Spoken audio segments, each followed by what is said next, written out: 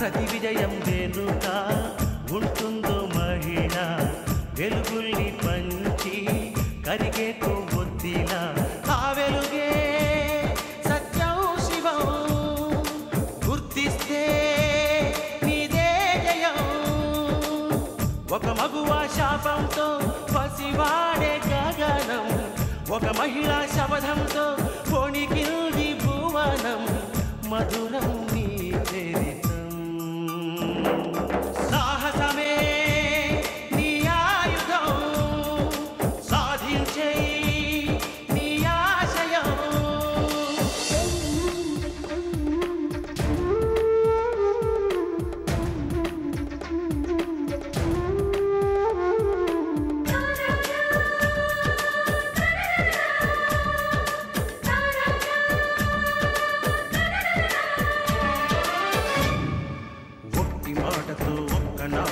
రాదు రాదు జయము చిత్తశుద్ధితో చెమట ఓర్చితే అందదా విజయము పిడుగు రాలిన అడుగు ముందుకు వేయుటే ధైర్యము మనసు చూపిన మార్గం మొదలక సాగని పయనము అంతులేనిది నీ సహనము సాటి లేనిది నీ త్యాగము బతుకు బాటలో ఎన్ని వెతుకులాటలో మలుపు మలుపునా ఎన్ని ఆటుపోటులో గెలుపే నీ ధ్యేయం సాహసమే నీ ఆయుధం సాధించే నీ ఆశయం సాహసమే నీ ఆయుధం సాధించే నీ ఆశయం ఎవరికి తోచింది వాళ్ళు చేయడం పీకల మీదకు తెచ్చుకోవడం క్రమశిక్షణ అనేది ఏ ఒక్కరికి లేకుండా పోయింది ఒకవేళ బాలాజీయే జానకిని హత్య చేశాడేమో మీరే అనుమానిస్తున్నారా నేను అనుమానించడం కాదమ్మా నిజమేమిటో ఎవరికీ తెలీదు పోలీసు విచారణలో నిజానిజాలు బయటపడతాయి ఒకవేళ బాలాజీయే ఈ హత్య చేసుంటే అతను శిక్షింపబడాల్సిందే దానికి ఎవరూ ఏం చేయలేరమ్మా లేదు మా ఆయన చేయలేదు హత్య చేయాల్సిన అవసరం మా ఆయనకి లేదు అత్తయ్య పోలీస్ దెబ్బలకి ఆయన తట్టుకోలేరు మీరే ఆయన్ని విడిపించాలి వెంటనే బయలుదేరండి నా కూతురు ఆరోగ్యం బాగుపడేదాకా నేనెక్కడి నుంచి కదలను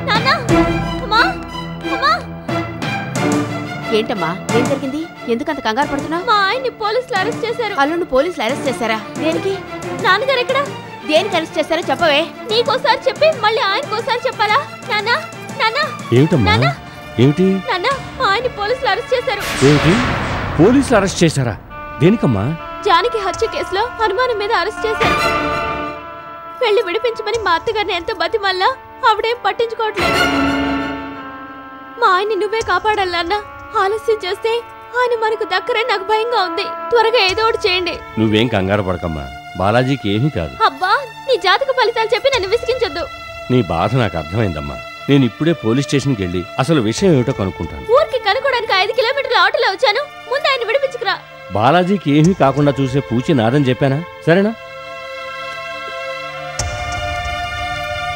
నువ్వు రామ్మా కాస్త మజ్జిగ తాగుదు ఏం అక్కర్లేదు నాన్న నేను వస్తున్నాను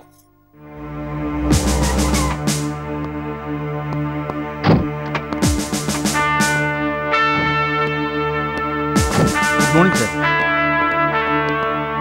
గుడ్ మార్నింగ్ ఎవరినయ్యా నువ్వు అరెస్ట్ చేసింది అతన్నే సార్ అతను ధర్మారావు కొడుకు కదయ్యా అవును సార్ అతన్ని ఎందుకు అరెస్ట్ చేశావు నేరం చేసిన వాడిని అరెస్ట్ చేయక మరేం చేయాలి సార్ నన్ను చూసి పారిపోవడానికి ప్రయత్నించాడు నేరం చేయకపోతే నన్ను చూసి పారిపోవాల్సిన అవసరం ఉంది సార్ అతన్ని బయటికి తీసుకురా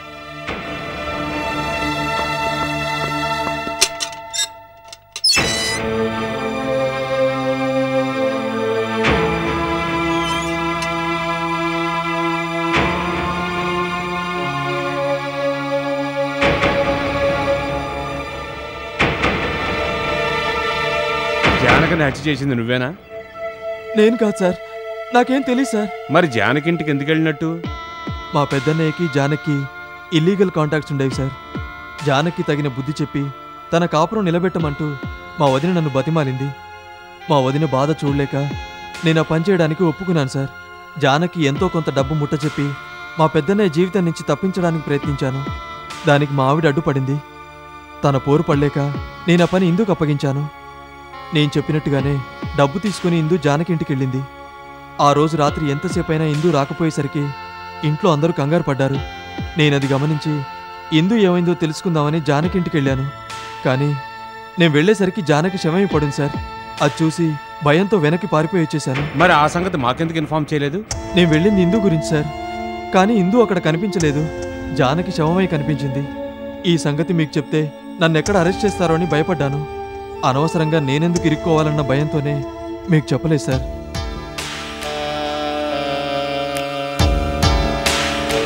ఈ బటన్ నీదా? నాది కాదు సార్. పోనీ ఈ వెంట్రుకలు నీవా? కాదు సార్. కావాలంటే మీరే చూడండి. పోనీ ఈ షూ? ఇటువంటి షూ నేను వాడను సార్. పైగా అది నా సైజు కూడా కాదు. సరే, నీవి కావు. పోనీ ఈ 3 ఎవరో తెలుసా? నాకు తెలియదు సార్.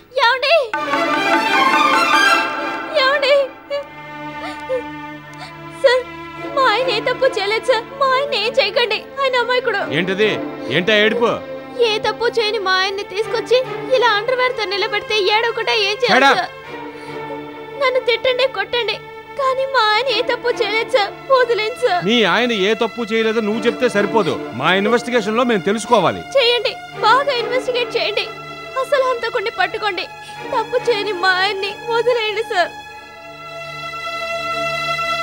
డిఎస్పీ గారు, గొప్ప చెప్పుకోవడం కాదు కానీ మా అల్లుడు చాలా బుద్ధిమంతుడు సార్. అనవసరంగా ఒకరి జోలికి వెళ్ళడు. తన పనేదో తను చూసుకుంటాడు కానీ ఇంకోటి ఏది పట్టించుకోడు. అవును సార్, మా ఆయన్ని వదిలేయండి సార్. ఏ బాలాజీ, నీకు హత్యతో సంబంధం లేకపోయినా ఆ రోజు చూసినట్టుగా మాకు ఇన్ఫార్మ్ చేసుంటే నువ్వు ఈ రోజు అరెస్ట్ అయ్యేవాడు కాదుగా. విన్నావా? డిఎస్పీ గారు చెప్పింది విన్నావా? నువ్వు కాలు కాలిని పిల్లలా తిరుగుతున్నప్పుడు నీ గుడ్ల గొప్పి చూపులు చూసి నిజం చెప్పని అడిగితే చెప్పావా? చెప్పుంటే ఇవాళ పోలీస్ స్టేషన్ లో ఇలా అండర్వేర్ తో నిలబడే పరిస్థితి వచ్చేదా? ఏనాడు పోలీస్ స్టేషన్ లో అడుగు పెట్టను నేను ఈ రోజు నీ వల్ల పోలీస్ స్టేషన్ కి రావాల్సి వచ్చిందిరా. నీ వల్ల తోడుకోడల ముందు తలదించుకోవాల్సిన పరిస్థితి వచ్చింది. అమ్మా అనిత, ఆగు. డిఎస్పీ గారు, మీరు మా అల్లుడిని అనుమానం మీదే అరెస్ట్ చేశారు. మేం కాదంటం లేదు. కానీ అసలు హంతకుడు ఎవరో తెలియ వరకు మా అల్లుడిని అరెస్ట్ చేయకుండా విడుదల చేయండి సార్. నేను హామీ ఉంటాను. డిఎస్పీ గారు, తప్పుకరా. మీ కాళ్ళు పట్టుకుంటాను. మీకు 2 చేతులైతే మొక్కుతున్నాను. మీ కూతురు లాంటి దాన్ని నా మొహం చూసైనా మా ఆయన్ని వదిలిపెట్టండి సార్. అరే ఏంటమ్మా ఇది? లే మీరు విడిచిపెడతానని చెప్పేంత వరకు మీ కాళ్ళు వదల్లో. ఇన్స్పెక్టర్ గారు, మా మావి గురించి మీకు బాగా తెలుసు కదా, మీరేనా చెప్పండి. ఏమ్మా, లేస్తావా లేదా? మీరు వదిలిపెడతానని చెప్పండి. సరే, వదిలిపెడతాలే. చాలా థ్యాంక్స్ సార్. మీరు కలకాలం చల్లగా బతకాలి సార్. రే, డిఎస్పీ గారు చెప్పారు, పదరా. ఆగమ్మా. అంటే మీరు మా ఆయన్ని విడుదల చేయడం లేదా? షో. ఏ బాలాజీ, నీ భార్య కంటతడి చూసి నిన్ను ఈ రోజు వదిలిపెడుతున్నాను. నిన్నిప్పుడు రిలీజ్ చేసినంత మాత్రాన ఈ కేసుతో నీకు సంబంధం లేనట్టు కాదు. అసలు హంతకుడు దొరికే వరకు మా దృష్టిలో నువ్వు అనుమానితుడివే. మేము ఎప్పుడు రమ్మంటే ఆ క్షణంలో నువ్వు స్టేషన్కి రావాలి. నేనే తీసుకొచ్చి అప్పచెప్తాను సార్. సరే, మీ ఆయన తీసుకెళ్ళు. చాలా థ్యాంక్స్ సార్. వెళ్ళొస్తాం సార్. వస్తాను సార్. పద. ఎస్ఐ గారు, ప్యాంట్ షర్ట్ తీసుకోవచ్చా? తీసుకోండి. ఇంటికి పద, నీ పని చెప్తాను.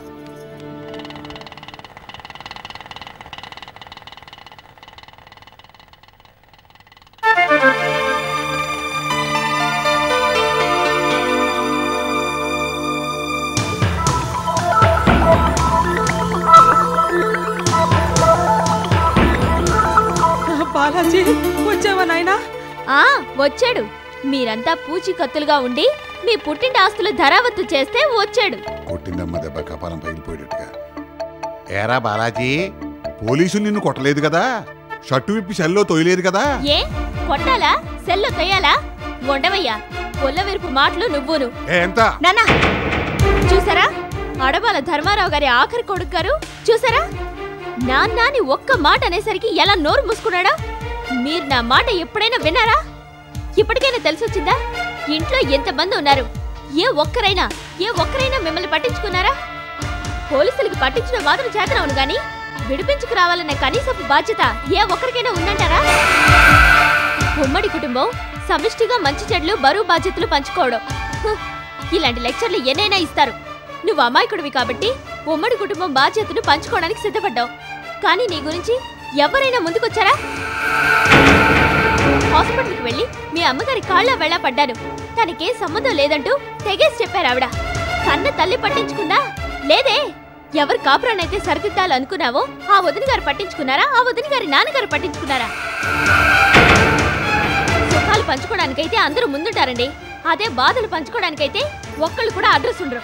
చివరికి పిల్లనిచ్చిన పాపానికి మా నాన్న, కట్టుకున్న నేరానికి నేను వచ్చి తమర్ని విడిపించాల్సి వచ్చింది. అనిత, నీ బాధ అర్థమైందమ్మా. ఇది చాలా స్వల్ప విషయం. ఏంటి స్వల్ప విషయమా? పోలీస్ స్టేషన్ లో మనం పడ్డ టెన్షన్ మర్చిపోయారా? మీరు కూడా ఇలా మాట్లాడితే ఎలా నాన్న? దీని గురించి ఇంట్లో అందరూ కట్టగట్టుకుని విడిపించడానికి వెళ్ళను అక్కర్లేదు, ఎవరూ కలగజేసుకోలేదని నిష్ఠూరంగా మాట్లాడను అక్కర్లేదమ్మా. కరెక్ట్ గా చెప్పారు మూర్తి గారు. ఏంటి కరెక్ట్? ఏమిటండి కరెక్ట్? మేం పడ్డ కష్టం బాధ మీకేం తెలుసు? ఏంటమ్మా ఇందాక నుంచి చూస్తున్నాను, ఇంట్లో వాళ్ళందరికీ వరుస పెట్టి రేవు పెడుతున్నావే. మీ ఆయన గురించి ఎవరూ పట్టించుకోలేదని చెప్పి చిందులేస్తున్నావే.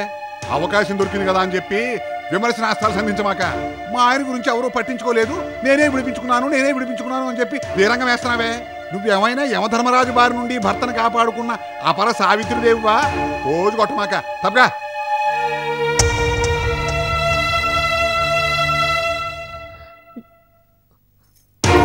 ఇంత జరిగా కూడా ఇంకా చూపులేంటి చూపులు? సిగ్గులేని బతుకని. ఈసారి కానీ నాకు తెలియకుండా వదిలి కోసం వెళ్తున్నాను, అన్నయ్య కోసం వెళ్తున్నానని గుమ్మం కదిలేవో.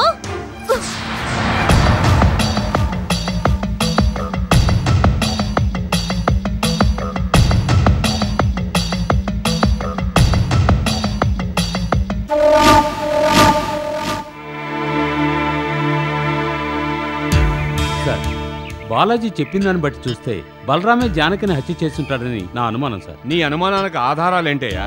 సార్, తన అల్లుడు కాకముందు నుంచి జయకృష్ణకి జానకి సంబంధాలున్నాయి.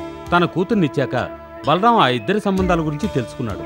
తెలివిగా జయకృష్ణ నుంచి జానకిని దూరం చేయాలనుకున్నాడు. దానికి చతుర్వేదిని పావుగా వాడుకున్నాడు. సంబంధం లేకపోయినా చతుర్వేదికి ఫైనాన్స్ ఇమ్మంటూ బలరాం జయకృష్ణను ఫోర్స్ చేశాడు. తన అల్లుడి డబ్బు పోయినా సరే కేవలం తన అల్లుడు దక్కడానికి తను చతుర్వేదికి రికమెండ్ చేసినట్టు బలరామే తనంతట తను ఒప్పుకున్నాడు. జానకి అరెస్ట్ కావడానికి కూడా బలరామే కారకుడై ఉంటాడు. జైలు నుంచి వచ్చిన జానకి జయకృష్ణ మీద పగబట్టింది.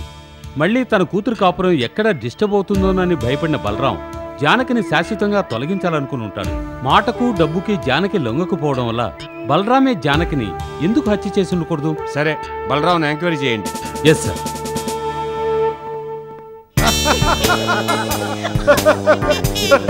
సార్, మీరు చాలా చమత్కారంగా మాట్లాడుతున్నారు సార్. విస్కీ పడితే వేదాంతం వస్తుంది, బ్రాందీ కొడితే గ్రాంధికం వస్తుంది, జిన్ను కొడితే కనుగొట్టాలనిపిస్తుంది, మరి వాట్కా కొడితే వాస్కోడి గామాలాగా శాస్త్రం చేయాలనిపిస్తుంది, మరి బీర్ కొడితే బాత్రూమ్ వెళ్ళాలనిపిస్తుంది, అన్ని కలిపి కొడితే ఎదురుకుండా ఉన్న నిన్ను కొట్టాలనిపిస్తుంది. అమ్మో, ఏమైంది సార్? షాక్ కొట్టింది. అమ్మడు, నువ్వు సర్వ్ చేయటం వరకేనా, లేకపోతే నాలాంటి వాడి కంపెనీ చేసే అవకాశం కూడా ఉందా? ఉన్నాయి సార్. ఉందా? కూర్చో. అమ్మా, మళ్ళీ ఏమైంది సార్? ఒక్కసారి హై వోల్టేజ్ కరెంట్ షాక్ కొట్టినట్టుగా ఉంది. ఓకే.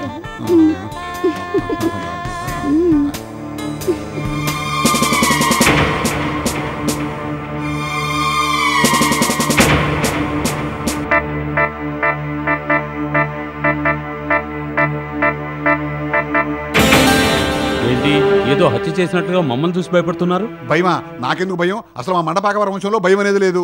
అయితే బయటికి రా, మాట్లాడుకుందాం. బయటికి ఎందుకండి, ఇక్కడే కూర్చొని మాట్లాడుకుందాం. భయం లేదన్న వాడికి బయటికి రావడానికి ఎందుకు బాధపడుతున్నావు? భయం లేదు, బాధ లేదు, హాయిగా ఇక్కడే మందు కొట్టుకుంటా మాట్లాడుకోవచ్చు కదా అని చెప్పి. పాపా, చిన్న సార్కో స్మాల్ పెగ్గు, పెద్ద సార్కో లార్జ్ పెగ్గు పట్టరాపో. కూర్చోండి సార్.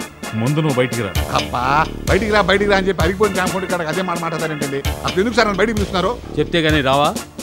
నేను ఎందుకు రావాలి సార్? నేనేం తప్పు చేశానని చెప్పి హాయిగా పర్మిట్ రూమ్ లో కూర్చొని మందు కొడుతున్నాను, అది తప్ప?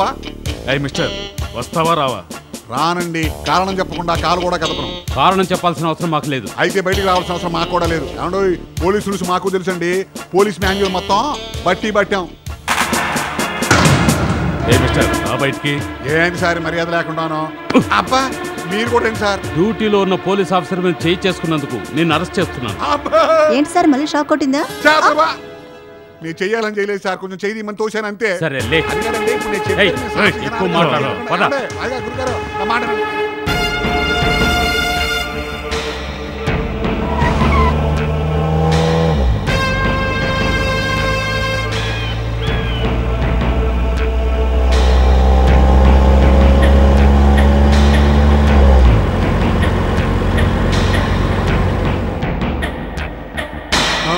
ఏంటి సార్ ఇది? పోలీస్ స్టేషన్ తీసుకెళ్తానని చెప్పి ఈ ఆత్మహత్యల కొండ దగ్గర తీసుకొచ్చారు. పొరపాటున కాలు జారితే నా పని కైలాసమేగా. నీ మొహానికి కైలాసం వైకుంఠం కూడానా? ఎంక్వైరీ నిమిత్తం మేము ఎక్కడికైనా తీసుకెళ్తాం. జానకి నువ్వే కదా హత్య చేశావు? చెప్పు, నువ్వే కదా హత్య చేశావు? నేను హత్య చేయడం ఏంటి సార్? షడా సే ఎస్ ఆర్ నో. నేను చేయలేదు సార్. బుకాయించుకో, నువ్వే చేశావు. నాకేం అవసరం సార్? నీకే అవసరం. నీ అల్లుడు జోలికి రాకుండా జానకి అడ్డు తొలగించాలని శత్రువేదన అడ్డం పెట్టుకుని అండర్ ప్లే చేశావు. జానకిని జైలుకు పంపావు. జైలుకి వెళ్ళిన జానకి తిరిగి వచ్చి నీ అల్లుడిని బ్లాక్మెయిల్ చేయడం మొదలెట్టింది. అది నువ్వు సహించలేకపోయావు. నీ కూతురు కాపురం చెడగొట్టడానికి రెండోసారి ప్రత్యక్షమైన జానకిని నువ్వు హత్య చేశావు. సార్ నాకే పాపమో తెలియదు సార్. జానకి నేను హత్య చేయలేదు. మీరు నన్ను అనవసరంగా అనుమానిస్తున్నారు. మర్యాదగా నేరం ఒప్పుకోకపోతే మా ఎస్ఐ తన్నుకి లోయలో పడి జానకి దగ్గరికి చేరుకుంటాం. దానికి ముందేం చేస్తామంటే, అనుమానం మీద బలరాంని అరెస్ట్ చేసి తీసుకొస్తుంటే పోలీసులు కళ్ళు గప్పి బలరాం పారిపోవడానికి ప్రయత్నించాడు. దాంతో ఎస్ఐ కాల్పులు జరపాల్సి వచ్చింది. ఆ కాల్పుల్లో బలరాం చనిపోయాడు అని ఎన్కౌంటర్ స్టోరీ తయారు చేస్తాం. నీ కళ్ళ కైలాసం అప్పుడు కనిపిస్తుంది. చెప్పరా, జానకిని హత్య చేసావు కదూ? సార్ నేను చేయలేదని ఎన్నిసార్లు చెప్పాలి? చూడు, నిజం చెప్పకపోతే కాల్చి పారేస్తాను. సార్ నేను చంపలేదు సార్. చెప్తావా లేదా? సార్ నేను చంపలేదు సార్. చెప్పరా. నేను చంపలేదు సార్. చూడు, 3 లెక్క పెట్టే లోపు నువ్వు నిజం చెప్పకపోతే రేపు నీకు దినమే. 1 2 3. సార్ చెప్పేస్తాను సార్, చెప్పేస్తాను. చెప్పు. ముందు తుపాకీ లోపల పెట్టండి సార్. చెప్పు. నా కూతురు కాపురం చక్కపరుచుకోవడం కోసం జానకి అడ్డు తొలగించుకుందాం అనుకున్న మాట నిజమే.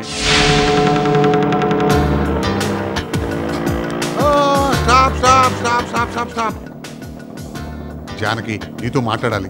ఏమిటో చెప్పు. కొంచెం పర్సనల్ గా మాట్లాడాలి. దియా, నువ్వు అక్కడుండు, ఇప్పుడే వస్తాను. అలాగే.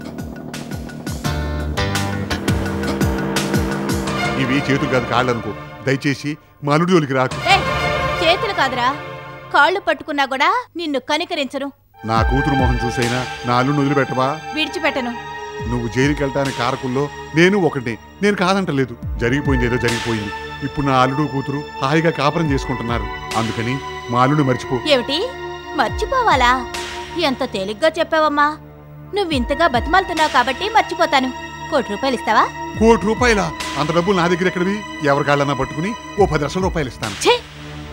నా శీలానికి 10 లక్షలు ఖరీదు కడతావా? ఏదో నువ్వు అడిగావు కాబట్టి నీ అల్లుడిని వదలడానికి ఒప్పుకున్నాను. 1 కోటికి రూపాయి తగ్గినా నేను ఒప్పుకోను. ఇదే ఆఖరి మాట? కాదు, ఒకటే మాట. ఏంటి మెత్తగా మాట్లాడుతుంటే రెచ్చిపోతున్నావు? ఇదిగో నా సంగతి నీకు తెలీదు. మర్యాదగా అడ్డు తప్పుకుంటావా లేదా? తప్పుకోకపోతే తిత్తి తీస్తా. ఏంట్రా నువ్వు నా తిత్తి తీసేది? పోరా, బెదిరించావు గాని. నువ్వు నా తిత్తి తీస్తావో నేను నీ తిత్తి తీస్తానో చూసుకున్నావా? ఛాలెంజా? కాదు, రివెంజ్.